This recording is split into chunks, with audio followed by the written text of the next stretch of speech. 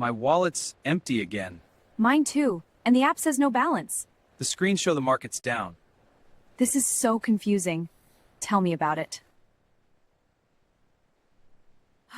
The grad's crashing. Look at those red arrows! Why is everything going down? See? Money goes from the bank to businesses, then to people, and back to the bank. That's the money flow cycle. The tower is glitching! Quick, grab the tools! I'll use the hammer! Stand back! Patching this crack now. Hold steady. The charts are still shaking! Look! The green graph is appearing. The shops are lighting up again! The banking icons are stable now. The ATMs are working again!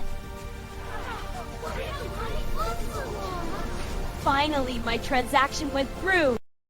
People earn money from businesses. They spend money at businesses. They save money in banks. This cycle keeps the economy going. Now let's see how this works on a global scale.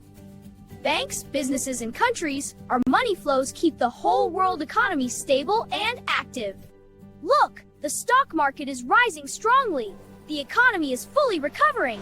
People are celebrating and shops are busy restored.